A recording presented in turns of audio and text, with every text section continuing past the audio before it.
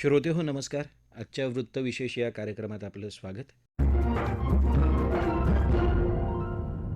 श्रोते हो, उद्या आंतरराष्ट्रीय महिला दिन आपण साजरा करणार आहोत. आज महिला अनेक क्षेत्रात आघाडीवर असल्या तरीही वेगवेगळ्या वयोगटातल्या महिलांचे प्रश्न अजूनही समाजात दिसतातच. त्यातलीच एक समस्या म्हणजे महिला बेपत्ता होण्याच्या घटना. याबाबतचीच माहिती आपण आजच्या वृत्तविशेषमधून जाणून घेणार आहोत.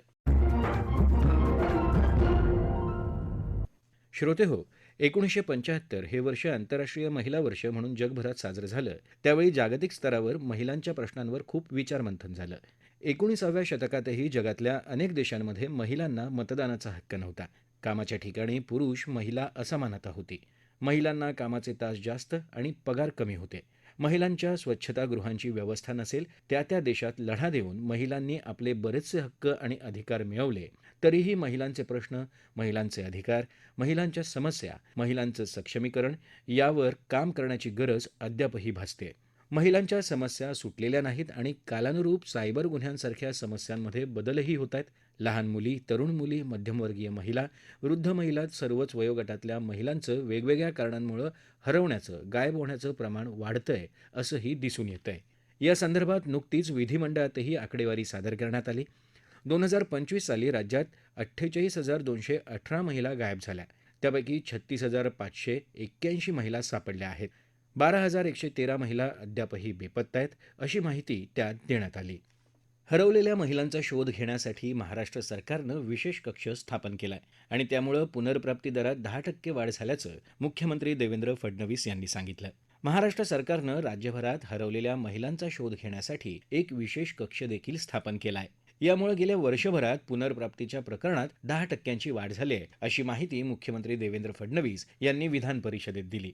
विशेष कक्षाचं नेतृत्व अतिरिक्त महासंचालक दर्जाच्या महिला अधिकाऱ्याकडे. हा कक्ष नियमित आढावा बैठका घेतो आणि वरिष्ठ महिला अधिकाऱ्यांच्या नेतृत्वाखाली राज्यव्यापी शोध मोहिमांचं समन्वय साधतो, असंही मुख्यमंत्र्यांनी सांगितलं.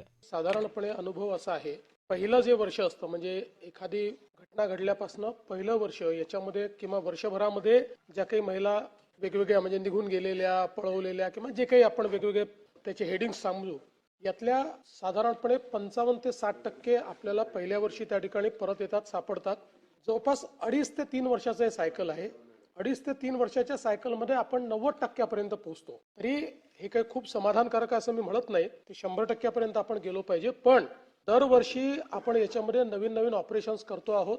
त्याचा परिणाम असा होतोय, आपल्या असं लक्षात आलं की साधारणपणे वर्षभरानंतर पोलिसही फार त्याचा पाठपुरावा करत नाहीत आणि यातल्या विशेषतः ज्या वयस्कर महिला असतात त्यांच्या संदर्भात त्यांचे घरचे पाठपुरावा करत नाहीत. म्हणून आपण स्पेशल सेल याचा अपॉइंट केला आणि स्पेशल सेल अपॉइंट करून त्यांना दर महिन्याला एक त्याची बैठक होते. याच्यामध्ये एडीजी लेवलच्या महिला अधिकारी आपण नेमलेले आहेत. त्या महिला अधिकारी दर महिन्याला बैठक घेऊन त्या ठिकाणी प्रत्येक पोलीस स्टेशनमध्ये, कुठल्या पोलीस स्टेशनमध्ये किती त्यांनी पाठपुरावा केला, किती सापडल्या, पहिल्या 5 पोलीस स्टेशन ज्यांनी उत्तम कामगिरी केली आहे ते महिन्याला चिन्हांकित केले जातात. शेवटचे 5 पोलीस स्टेशन ज्यांनी खराब कामगिरी केली आहे त्यांना देखील त्या ठिकाणी रिप्रिमांड केलं जातं. याचा परिणाम असा आहे की आपण जर बघितलं असेल तर आता जवळपास ही संख्या एका वर्षात 10% वाढलेली आहे. 10% त्याच्यामध्ये आपल्याला जो परत येण्याचा किंवा सापडण्याचा दर आहे तो वाढलेला पाहायला मिळतोय. या संदर्भात अजून मोठ्या प्रमाणात आपण जी काही कारवाई आहे ती सुरू केलेली आहे. मला असं वाटतं की जोपर्यंत आपण 95-96% पोहोचत नाही तोपर्यंत आपण 95-96% काय एकही कोणी मिसिंग असेल तर समाधान नाहीच, पण किमान आपलं टार्गेट हे आहे की 95-96% आपण पोहोचलं पाहिजे. बालकांच्या बाबतीत आपण पोहोचतो, ते हळूहळू आपण 97% पोहोचतो. अल्पवयीनमध्येही आपण जवळपास 90-92% पोहोचतो ना. आता 85% आहोत, पण ते वर्ष दुसरं वर्ष होतं. कारण काय आहे की सायकल मी सांगितलं आपल्याला 2-2.5 वर्षाचं सायकल आहे. ते सायकलच्या अनुसार आपण 90% पोहोचतो. 85% जरी या वर्षी दिसत असलो तरी पुढच्या वर्षी आपण 90% 92% पोहोचतो. पण तसंच एकूणच हा जे हेड आहे म्हणजे अल्पवयीन असतील किंवा महिला असतील या सगळ्यांना शोधण्याकरता स्पेशल मोहिमा या आपण हातामध्ये घेतलेल्या आहेत. त्या संदर्भात स्पेशल स्क्वॉड्स आपण तयार केलेले आहेत आणि सगळ्यात महत्वाचं आता प्रत्येक पोलीस स्टेशनचं ज्यावेळेस आपण मार्किंग करतो त्या मार्किंग मध्ये विशेषतः महिलांवरच्या गुन्ह्यांसोबत ज्या बेपत्ता झालेल्या महिला आहेत त्यांना किती शोधलं याच्या आधारावर आपण त्यांचं रँकिंग जे आहे ते रँकिंग करतो. त्यामुळे मला असं वाटतं की शासनाचं याच्याकडे लक्ष आहे. ही परिस्थिती सुधारते आहे, ही अजून सुधारली गेली पाहिजे असा आमचा प्रयत्न आहे. श्रोते हो, महिला हरवण्याची सामाजिक कारणं काय असू शकतात त्याबाबतची माहिती सामाजिक कार्यकर्ते आणि माजी आमदार कांता नलावडे यांनी दिली. महाराष्ट्रामध्ये या ज्या मुली किंवा महिला गायब होतात त्यांना वेगवेगळ्या प्रकारची लालूच किंवा फूस लावली जाते. वृद्ध महिला मानसिक आजारामुळे कदाचित गायब होतात, कौटुंबिक त्रासामुळे सुद्धा त्या कदाचित गायब होतात. त्यामध्ये कुटुंबाने सहकार्य केलं पाहिजे शोध मोहिमेमध्ये. तरुण मुलींना, महिलांना म्हणजे त्यांना कामाची गरज असते आणि त्यामुळं कामाची लालूच दाखवली जाते की या ठिकाणी नोकरी लावतो, त्या ठिकाणी नोकरी लावतो, तुम्ही इथे भेटायला या. तरुण मुलींना सिनेमात काम करण्याची हौस असते, त्यांना ऑडिशनसाठी म्हणून बोलावलं जातं. त्यांचं म्हणजे अशा प्रकारे ही फूस लावली जाते. वेगवेगळ्या प्रकारचं किंवा लग्नाचं किंवा प्रेमाच्या जाळ्यामध्ये सुद्धा म्हणजे फसवलं जातं. तुम्हाला विदेशामध्ये आम्ही नोकरी देतो. अशा प्रकारच्या वेगवेगळ्या प्रकारची लांछनं या मुलींना दाखवली जातात. तसंच अल्पवयीन मुलींना सुद्धा म्हणजे खाऊचं लालूच दाखवली जाते किंवा कपड्यांची लालूच दाखवली जाते किंवा अनेक काही गोष्टी आम्ही तुला हे दाखवतो, ते दाखवतो. आपण पाहिलंय की डिसेंबर पासून आतापर्यंत माझ्या तरी वाचनात किंवा मी जे पाहण्यात आलेलं आहे, साधारण 100 अल्पवयीन म्हणजे मुलींवर बलात्कार झालेली उदाहरणं आपण आजूबाजूला पाहतो आहोत. या अल्पवयीन मुलींना खेळताना गायब केले जातं. त्यांना खाण्याचं आमिष दाखवून त्यांच्यावर एकांत ठिकाणी घेऊन जाऊन त्यांच्यावर बलात्कार केले जातात. काही ठिकाणी तर बलात्कार करून या मुलीची हत्या सुद्धा केलेली आपण म्हणजे पाहिलेलं आहे. अशा सुद्धा अनेक मुली गायब झालेल्या आहेत. दुसऱ्या राज्यात, दुसऱ्या देशामध्ये सुद्धा पळवून नेलेल्या मुली आणि महिला म्हणजे आहेत. तर यासाठी म्हणजे हा जो सेल तयार झालेला आहे, त्याच्याबद्दल मी देवेंद्र फडणवीसांना तर धन्यवाद देतेच, की सेल जो त्यांनी स्थापन केलाय, तर त्यांनी कुठल्या रँकच्या अधिकाऱ्याची नियुक्ती त्यांनी इथे केलेली आहे.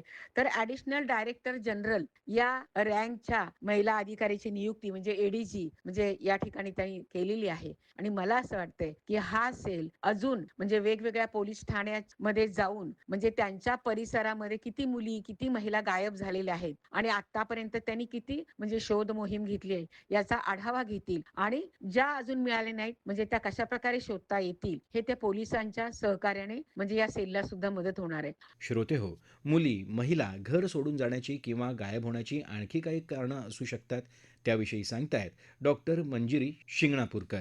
सध्याचे स्त्रियांचे प्रमाण दर 100 महिलांमागे 110 पुरुषांचे प्रमाण आहे. त्यात बऱ्याच स्त्रिया, मुली हरवतात, बेपत्ता होतात. याची बरीच कारणे आहेत. मुलींच्या हरवण्यामागे कौटुंबिक कलह, प्रेम प्रकरण, शिक्षणाचा ताण, पालकांचा धाक आणि अपहरण ही प्रमुख कारणे आहेत. यात घरातील सततचे वाद, तणावपूर्ण वातावरण या वातावरणामुळे मुली घर सोडून जाण्याचा निर्णय घेतात. अल्पवयीन किंवा तरुण मुली प्रेमाच्या जाळ्यात पडून लग्नाचे आमिष दाखवून पळून नेल्या जातात. पालकांचा अतिरेकी कडकपणा किंवा शिक्षणाचा प्रचंड ताण सहन न झाल्यामुळे मुली घरं सोडतात. ही जशी अनेक कारणं आहेत तसंच अनैतिक मानवी वाहतूक आणि नोकरीचे आमिष दाखवून मुलींचे अपहरण करणे हे सध्या बरेच ठिकाणी होत आहे. मानसिक संतुलन बिघडणं, नैराश्यामुळे अनेक मुली हरवल्याच्या घटना घडतात. सोशल मीडियावर अनोळखी व्यक्तींशी मैत्री करून त्या जाळ्यात अडकण्याचे प्रमाणही वाढले आहे. पण सध्या आपले मुख्यमंत्री देवेंद्रजी फडणवीस यांनी एक नवीन सेल चालू केलेला आहे. त्याच्या through 10% recovery rate of missing woman सध्या झालेला आहे. तर महिला दिनानिमित्त स्त्रियांनी ह्या समस्या सोडवण्या फार गरजेचं आहे. या समस्या सोडवण्यासाठी पालकांचा मुलींशी सुसंवाद असणे आणि सुरक्षित वातावरण निर्माण करणे अत्यंत गरजेचं आहे. श्रोते हो, या संदर्भात कायदे काय सांगतात आणि कायद्यात कशा प्रकारच्या शिक्षेची तरतूद आहे याविषयीची माहिती देत आहेत ॲडव्होकेट शीतल पुरंदरे सदावर्ते. सगळ्यात मुख्य मला सांगायचं आहे की 2025 मध्ये एक बिल सादर केलंय. ते ड्राफ्ट जे केलेलं आहे हे बिल ते ड्राफ्ट करून ते सादरीकरण त्याचं झालेलं आहे आणि ऍक्च्युली ते बिल ऍक्ट होण्याच्या मार्गावरती आहे. ते ह्याच मिसिंग मुली किंवा मिसिंग ओव्हरऑलच लोक आहेत, जास्त करून महिला. त्या संदर्भातलं इंडिव्हिज्युअल ब्युरो ऍक्ट 2025 असं ते बिल सादर केलं गेलेलं आहे. तर आता त्या बिलाच्या संदर्भामध्ये मुख्य जो क्लॉज आहे महिलांच्या बाबतीत जास्त करून, तर क्लॉज नंबर 9 हा आहे त्याच्यामध्ये. आणि ह्या बिलामध्ये साधारण 12 सेक्शन्स आहेत. हे जे बिल सादर केलेलं आहे तर ह्याच्यामध्ये साधारण 12 सेक्शन आहेत. तर त्या 12 सेक्शनमध्ये काय काय असावं असं ते त्या बिलामध्ये दिलेलं आहे. आणि हे जे बिल ड्राफ्ट केलं गेलेलं आहे त्याला 2024-2026 असं ते आहे. आणि ते महेश कुमार म्हणून आहेत, त्यांनी हे ड्राफ्ट केलेलं आहे. त्याच्यामध्ये सगळं दिलेलं आहे डिटेलमध्ये की काय असावं, कसं असावं, कशा प्रकारचे FIR रजिस्टर करून घेतला जावा, काय ऍक्शन घेतली जावी, हे सगळं त्यात नमूद केलेलं आहे. आणि त्याच्यामध्ये डायरेक्शन्स पण दिलेली आहेत की सेल प्रत्येक स्टेटनी त्या बाबतीत सेल एस्टॅब्लिश करावेत किंवा स्टेट गव्हर्नमेंटनी काय काय करावं. तर त्या डायरेक्शननुसार महाराष्ट्र गव्हर्नमेंटनी पण आधीच पावलं उचललेली आहेत. त्यामुळे गव्हर्नमेंट ऑफ महाराष्ट्र श्री देवेंद्रजी फडणवीस यांच्या मार्गदर्शनाखाली एक स्पेशल सेल या संदर्भात उभारण्यात आलेला आहे for the tracing of the women and tracing of the minor girls. आणि हा एस्टॅब्लिश झाल्यापासून रिकव्हरी रेट 10% वाढलेला आहे. त्यामुळे हा महाराष्ट्र शासनाचा अत्यंत स्तुत्य असा उपक्रम आहे. आणि त्या संदर्भात रेग्युलर व्यवस्थित रिव्ह्यू मीटिंग्स होत आहेत, त्याचा फॉलोअप घेतला जातो आहे. आणि अशाच प्रकारचा स्पेशल सेल पोलीस डिपार्टमेंटमध्ये सुद्धा असावा अशी अपेक्षा आहे. आता दुसरी गोष्ट म्हणजे ह्या सगळ्या मिसिंगसाठी कायद्याचा जर विचार केला तर हेल्पलाईन नंबर पहिल्यांदा जी आहे त्या संदर्भात ती 1098 आहे. आता ह्या संदर्भामध्ये परत अजून एक अँगल आहे की अशा प्रकारचं मिसिंग कंप्लेंट आली की ताबडतोब ती घेतली पाहिजे. काहीही म्हणजे ते पोलीस स्टेशनला बोलवून वगैरे इन्क्वायरी न करता अंडर सेक्शन 173 ऑफ BNSS आत्ताचा जो नवीन कायदा आहे त्याप्रमाणे भारतीय नागरिक सुरक्षा संहिता जी आहे त्याच्यानुसार 173 कलमानुसार अशी डायरेक्शन आहे की किडनॅपिंग किंवा हे असं जर असेल तर ताबडतोब FIR घ्यावा. आणि हा FIR ही कंप्लेंट कुठपर्यंत चालू राहते जोपर्यंत त्या माणसाचा शोध होत नाही. त्यामुळे त्याला असं टाइम लिमिट हा प्रकार नाही आहे. दुसरा अजून आता काही जे सेक्शन आहेत त्याच्या बाबतीत पनिशमेंट काय आहे तर ह्या किडनॅपिंगच्या बाबतीत जी पनिशमेंट आहे सेक्शन 137 जो आहे क्लॉज 2 तर त्याच्यानुसार जर किडनॅपिंग असेल किंवा भूल थापा देऊन फसवून जर त्या मुलीचं बाईचं किंवा कोणाचं अपहरण जर करण्यात आलेलं असेल तर त्याला शिक्षा आहे 7 वर्षापर्यंत आणि विथ द फाईन असं ते नमूद केलेलं आहे. परत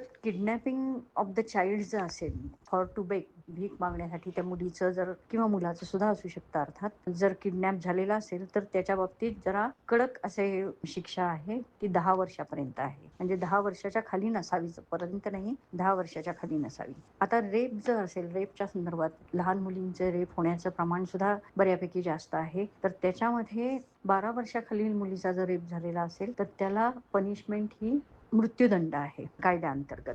अशा प्रकारच्या आता ह्या मिसिंगच्या बाबतीत सुद्धा सुप्रीम कोर्टने गाईडलाईन्स घालून दिलेले आहेत की कशा प्रकारे असावं आणि काय ती मार्गदर्शक तत्व सुप्रीम कोर्टने दिलेली आहेत. आणि त्यानुसार पोलीस मशिनरी न्यायालय यांनी त्याप्रमाणे पावलं उचलणं अपेक्षित आहे. दुसरी गोष्ट ह्याच्याशी निगडीत अजून आहे ज्युव्हेनाईल जस्टिस ऍक्ट 2015. त्याच्यामध्ये 18 वर्षाखालील जर मुलाच्या अगेन्स्ट किंवा काय गुन्हा दाखल झालेला असेल किंवा ती मुलगी असेल जी विक्टीम असेल 18 वर्षाखाली तर ते सगळं ज्युव्हेनाईल जस्टिसच्या खाली कव्हर होतं. श्रोतेहो, वेगवेगळ्या वयोगटातील महिला गायब होण्यामागे आर्थिक, सामाजिक, सांस्कृतिक, धार्मिक कारण आहेत. महिला सुरक्षिततेसाठी कायदे आहेत, शिक्षेची तरतूद आहे, तसंच पोलीस यंत्रणाही राबते आहे. तरी देखील महिला हरवूच नयेत यासाठी सामाजिक प्रबोधन, प्रचार प्रसार, पुरुषांचंही समुपदेशन, जागरूकता आणि महिलांचं सक्षमीकरण होण्याची गरज आहे.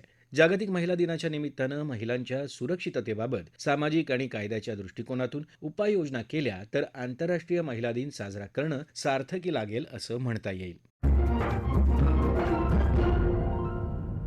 श्रोतेहो, आपला वृत्तविशेष हा कार्यक्रम आपण न्यूज ऑन AIR या ॲपवरही लाईव्ह ऐकू शकता. यासोबतच आमच्या मुंबई एअर न्यूज या यूट्यूब वाहिनीवर कार्यक्रमाचं ध्वनिमुद्रण आपल्याला कधीही ऐकता येईल. याबरोबरच आजचा वृत्तविशेष हा कार्यक्रम संपला. हा कार्यक्रम आकाशवाणी मुंबईच्या प्रादेशिक वृत्त विभागानं सादर केला. संपादन आणि सादरकर्त्या भावना गोखले, निर्मिती गुरुनाथ तेरवणकर, लेखन आणि समन्वय शिबानी जोशी आणि निवेदन तुषार पवार.